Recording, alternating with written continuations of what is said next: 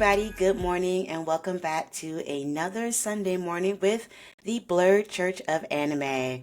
I am your preacher, your teacher, your pastor, your whatever you want to call me, messenger for the day, Black Star. Happy to share some thoughts that I've been having all week with you in regards to something inspirational and anime. I hope you had a great week last week. I had a super busy week, and now I am fighting off a cold, sickness. The weather's changing, fall is here. Also, just it's flu, COVID, all the seasons. So, just keep yourself healthy, mask up when you can, take your teas, do all your immune system stuff, whatever you need to do to stay healthy out here, because no one wants to be sick, especially when it comes to hospital bills. But if you didn't have a good week last week, we'll just say F last week, because we believe that this week is going to be even better. We always looking for the future, how our lives can always get better. I mean, in the craziness of, possibly the rapture that's supposed to happen on Tuesday or Wednesday, I'm a little sad it didn't happen, but also it'll be interesting to see if I got left behind and what would happen. Well, I'm not going to get into that. I have a lot of thoughts and feelings on the Christian rapture that I don't think is appropriate for this space. But what I do think is appropriate is that it is the fourth Sunday and it is time to talk about a high dive series. So I was really struggling when I want to talk about, and I always will come back to one of my favorite series of all times, and I thank High Dive for having this. But it's a series called I Parry Everything. I have talked about this in one of my Sunday services live before, but I want to talk about it with y'all now because, oh my goodness, I Parry Everything is such an amazing anime. Again, exclusively on High Dive. Now, I was going to go one way with this. Like, I had a conversation. I was thinking, oh, I want to talk about this. I want to talk about that. And then I started meandering in the thought and I had to, like, kind of bring it back down. But we'll see in a second because I don't want to yap your ear off for a full 40 minutes on this because I could talk about this anime all day. But in general, what is I Parry Everything? I Parry Everything is a story about a male protagonist named Noor. Now, I always have to say this. I have never wanted to protect a male protagonist more than Noor, like more. Oh, I love Noor so much as a protagonist. I just want to protect him. I haven't felt this protective instinct since Bochi and Ranking of Kings. And then you see Noor. Noor is this big buff dude. So you're like, what are you protecting him from? He's just, oh, he's such a cinnamon roll. I love him.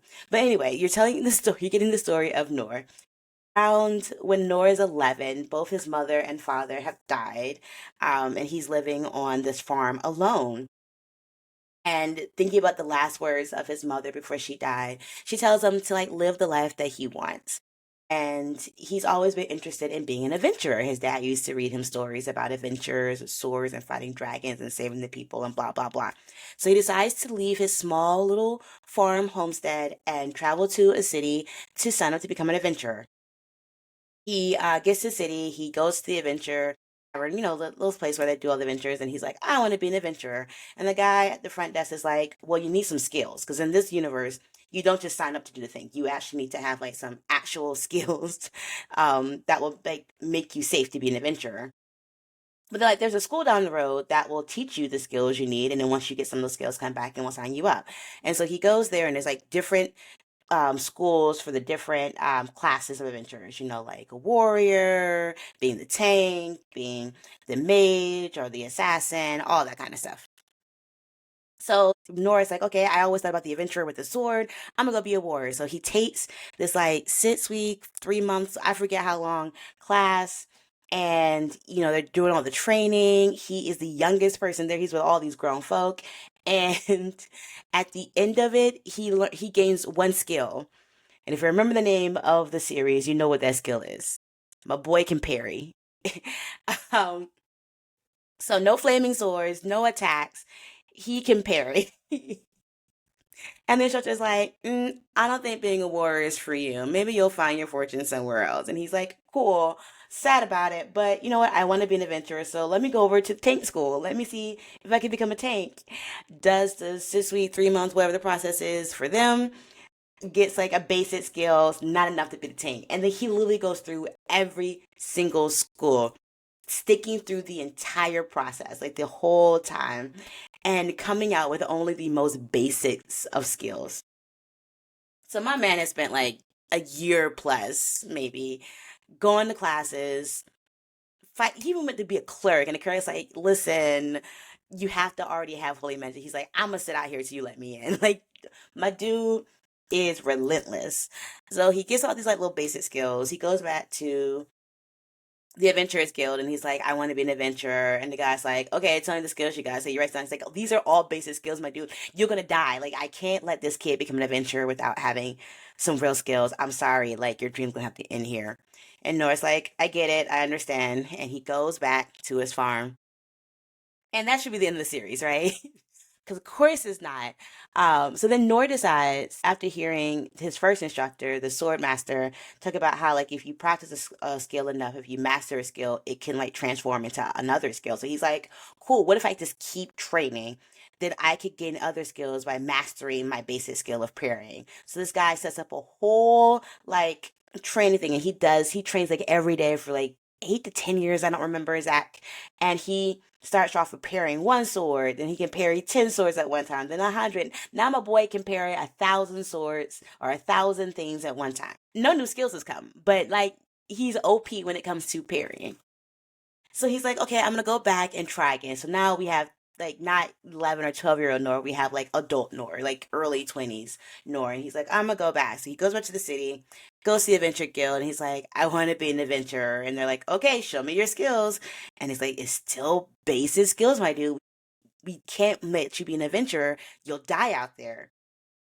And the guild master now remembers him from when he was a kid, and he's like, listen, I get that you want to be an adventurer, but like I don't know what to tell you. He's like, well, there is this like secret lowest rank adventure that we don't tell people about, the F rank. And mostly we created it for vagabonds, people who just need a little bit of money. No one really knows about this rank. All you do is like help out around the city. You can't fight monsters, you can't do any real quests. Like you're gonna do like basic chores for people. And Noah's like, can I be an adventurer though? He's like, yeah, you'll get an adventure card. I will take it. I will become an F ranked adventurer. So now he's in the city helping people find their lost pets, cleaning the gutters, and doing construction work. But Nora's like, I am an adventurer. I finally made it. I am living out my dream. And then it all goes sideways when he one day is working in a construction site and he hears a scream, a female scream. He runs to where it is. It's in a cave, and there's this girl with a bunch of dead guards. Nora's like, wow, that's a very big, pissed off cow. And I'm like, my dude, that's not a cow, that's a minotaur. A minotaur. But he's like, that's a really pissed off cow. Maybe I can help this girl. And he takes a sword from one of the dead guardsmen and he parries the hatchet of the minotaur, and shenanigans ensue. You should watch it. You should always watch it. And this girl is like, wow, you saved my life. And he's like, I'm nobody. It's fine. Go, I'm gonna leave. And he's over here thinking like, boy, I really struggled against a cow. I am trash. And the rest of it like, my dude, that is like an A class, S class monster. It's a minotaur. So yeah, my boy is OP and he doesn't even know it. And that is the beginning of I Parry Everything. It is such a fun ride. Like I am smiling to think about it. I rewatch this anime anytime I'm in the dumps. It is truly one of my favorites. But so what I want to talk about, like I was talking about like knowing your worth and being humble, and it was just meandering. And at the end of the day, I was like, no, let's talk about how Noor got to this point, how he got to become OP. Because what Noor has that is very different from the rest of the universe, the in universe group, is that Noor has a growth mindset versus a lot of people who have fixed mindsets. And I don't know if people have ever heard about growth versus fixed, but we're gonna shed some light on this about why it's important to have a growth mindset.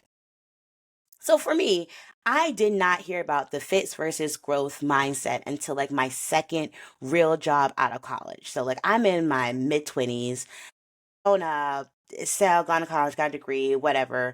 And I'm in this job and we're doing professional development and they bring out this book about growth and fixed mindsets. I'm like, what's this about? And as I'm going through the book, as we're studying it together, I realized like I grew up with a fixed mindset. And a lot of that, the fixed mindset came from my own community and from my parents. And again, not that a fixed mindset is a bad thing. It is just like a frame of reference. So with a fixed mindset, you believe that people have inherent qualities. You believe that people have inherent talents, and that like you're born with it, and that's what you get. So especially like in arts, there's some people who you see and they have perfect pitch, or they can hear music and play it really easily. Like that is a skill that they're kind of born with. And then like people with certain art styles, like Van Gogh, like a lot of people, I think when they look at things that they can't do, they're like, well, someone was just born to do that. Like they're just so able to do it. They don't have to really work at it. I mean, they do some work, but like there's an innate skill there. And no, and you also kind of believe that no matter how much you work at something, if it's not an innate skill, you won't get better at it, or you won't become like good at that thing. My mom, bless her heart, when I was very young, around 5 or 6 or so, took me and my older sister out to a local park, and she tossed some balls around with us to see if we had like good hand-eye coordination, if we have any like, superior athletic genes, and decided that we did not. And so, based on that, she really pushed us into the academics world. She's like, okay, you're not going to get a sports scholarship, so let's focus on y'all doing grades. We can tell that y'all are really smart, Roseburg precocious children, let's go. And so I think that's where some of my fixed mindset is. Like I learned at a very early age, like I just did not have athletic ability. Not true. I love sports and those types of things, but like overall, you know, I did believe like, okay, I was just born smart. And so I can get smarter because I had these innate qualities.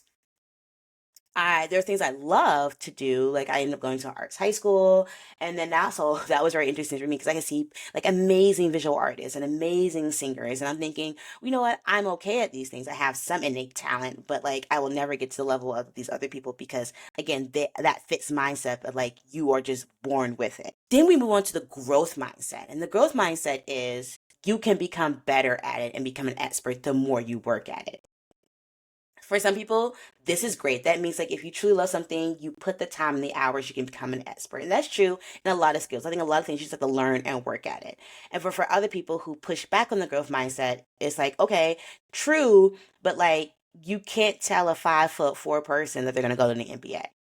Like that is just unrealistic. They don't have the innate height that they need to, no matter how much they work. And but in basketball, they're at a disadvantage. Which is true. And I'm not gonna say that's. I used to think about who I thought were like short basketball players, like Bugsy Malone, who was a great ball handler, and I remember that dude was like 5'11" himself, still towered over me. Just looked very short compared to like a Jordan. I mean, there's a lot to say that it's worth doing the work. It's worth trying to get better at things because you never know where your talents may lie, and that there's always opportunity. So me having this mindset being like, oh, I'll never be a Van Gogh, so I don't pick up the paintbrush versus me being like, oh, I may never be Van Gogh, but I like painting. And the more I study it and the more I listen to people and try it and do Bob Ross and then go to classes and learn about different brands, the better I can become at my own art. And I may not like it, and because it may not look like a Van Gogh the way I want to, because that's the art I want to emulate. But it doesn't mean I am not good in my own way. And the more I practice, the more I can perfect and become better, or even create my own art styles. There's a lot to be said about having a growth mindset, and that like if I put the time and effort into it, I can get better at things. And maybe I may not be the best.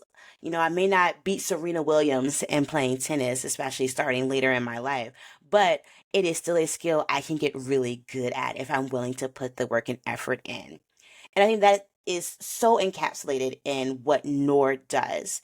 Um, Nor for like a lot of people around him, from the guild master to all the different teachers at the adventurer school, they don't tell him he sucks. They don't tell him that he's not a good person. It's just like, hey, we've noticed you mastered this very basic skill, and it's not enough to be like able to do this thing that you think you want to do. And Nor takes that as like, okay, I can do some things, but I'm not an innate warrior, or I'm not an innate tank, or I'm not an innate clergy or cleric. I need to be able to do other things, but he still takes that rejection and he works at it. Like the fact that he goes home and it's like, if I can parry enough, eventually I might, get another skill. I might gain something else, and works. shows that he is actually really OP. And I mean, there is some drops a line that there is some innate skill in Noor, and Noor's a little bit mysterious. Like you don't get a like, why is he living on this farm by himself with his family, like whatever. And the anime hasn't really touched on that. But for all intents and purposes, where he's around all these people who are like, yes, certain people are born with the skills, they get these skills, they become like geniuses and legends and such great people in this world. They're they become the heroes of this world, and they look at Noor as like, you are a hero, and Noor's just like, nah, I couldn't even fight a cow. What are you doing? Like there are all these other people who have these innate skills are so much better than me. Like y'all have all these things I can do. You have all these attacks, and I can only do basics. And then they watch him do the basics, and they're like, you do the basics in a bigger way than anybody else. Nobody else can parry an entire army. What are we doing right now, my dude? So because I think he has this growth mindset of like, I'm gonna keep working and I'm keep working what I can do and what I have the ability to do and the skills that I have. Like he does become this OP pro tag, and it's just so wonderful. I do think a little bit of it is his humbleness too, but I don't want to get into the whole humble conversation because I think humility can also be a trap. I Sometimes I'm just screaming at this I'm screaming at the screen when Noor is discounting something amazing he's done. He's like, no, it was I'm like, somebody tell Noor. And anytime he starts to get a little bit big head, he's like, nope, see, that's what happens. And then I start thinking that I was good at something, get smacked back down to earth. It's hilarious. It really is. But overall, I think we should be trying in most of our lives to live with a growth mindset that if we put the time and effort, maybe it won't be perfect. Maybe we won't like be able to emulate the people we love in a particular field, but we can get close to. We can get better. I think about people talking sinking time and money, or folk who change their careers or take on new skills later in life. Like I think part of living and having life is the ability to take on new skills and to do different things. And you never know how all the randomness of your life and all the random experiences and skills that you have can like create something. There's a book I read back when I was really into my church in New York called Wide Awake by Edwin McManus. And he talked a lot about how nothing is for granted, like no experience, um no knowledge, anything you've gained over your life isn't wasted. Like you may not see the linear path. And I think a lot of people, especially older folk, boomers, back when the world was very settled, there's a linear path of what you would do, especially when it came to careers. And now we are living in unprecedented times. So not it's all a mishmash of things. There's no way to know that there is a set path to get to something else. So we're all, especially as millennials, are just like doing it by feeling. We're doing it for the vibes. We're literally just pimp stepping here and dabbing over there and then doing a quick step over this way. And we're building new paths because these old pathways have been demolished or they're super crowded or whatever have you, an analogy you want to use. I think when you are creating new paths, when you have to create new things for yourself, there has to be a level of a growth mindset to know, like, okay, I tried something, it didn't come easy. That doesn't mean I completely dismiss it. Maybe it means I put more time into it, or maybe it means I find another way around it. Because again, there's more than one way to do a thing. Always. I have to say it to myself all the time because with growing up with a fixed mindset, I used to think if I couldn't do something easily, it was not meant for me to do. And that kills your ability to expand your horizons. If it's like, oh, that was hard, I'll never do it again. Like, okay, a lot of times you do something the first time it's going to be hard. Like swimming is a skill. It may be hard for some people the first time they get into the water and try to keep their head or try to float. That doesn't mean you just stop there and don't do it. You should still try to learn how to swim. Say that to myself. Like there's so many skills in the world that like it may come innate, it may not come easy to you. I love languages. Languages do not come easily to me. I do not have the ear for it, especially for more tonal languages. My memory is hilarious. It's like Swiss cheese. I've learned Spanish and I've learned Japanese, and I mix up that vocabulary like nobody's business. But just because, and I know some people where languages like flow, like they hear, they know all the difference, and they remember things. And I'm a little jealous of that. And I think it's an innate skill for them. And if I was still in my fits mindset, I'd be like, well, why study foreign languages when I know like only certain people are blessed with the ability to get foreign languages? No, it's like it's still worth it to learn and to put it together because I get better the more I use it. You know, maybe it'll take me 3 times as long on Duolingo or Babbel or whatever I'm using than somebody else who just innately gets it or has like that special skill attached to them. Because I do think in some ways, even though we don't have a video game window surface to tell us, we do have, I think, some innate skills that come out with our birth and our growth and our level ups.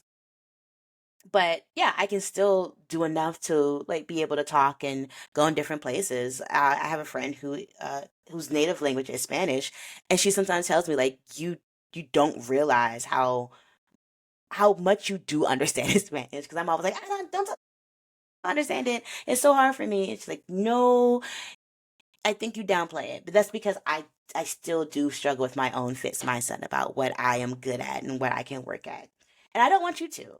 I think it's a process. If you can look up more information about fits and growth mindsets, it's super important. I think for us to have some type of growth mindsets in our lives and have the ability to say like I can do better, I can grow at this, even when people tell us you can't do this or this may not be the best idea. I mean, if Noor had given up on becoming an adventurer, boy, that kingdom would have been in such a bad position later on. And we got a shout out to him, just keeping the faith, having the belief, and believing in his own growth that one day he'd be able to make it.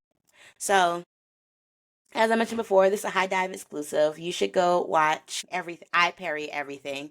However you can. I highly recommend it. And like, come back in the chat. Let me know if you love the anime or not. Like, I'm trying to find people who don't like it because it's just so funny. It's so good. And Nora is such a great protagonist. Um, oh man, I literally skip around. I just watch a random episode on a random day, and it still makes cracks me up. It's gonna come up again. I can never just not talk about I Parry Everything. But now I'm rambling and I didn't want this to be too long, so I hope you have an amazing week and I'll see you next time. Bye. Anime Podcast is produced by Black Star, aka Lauren Tillman, written by Lauren Tillman, and hosted by Lauren Tillman. Music created by EL47.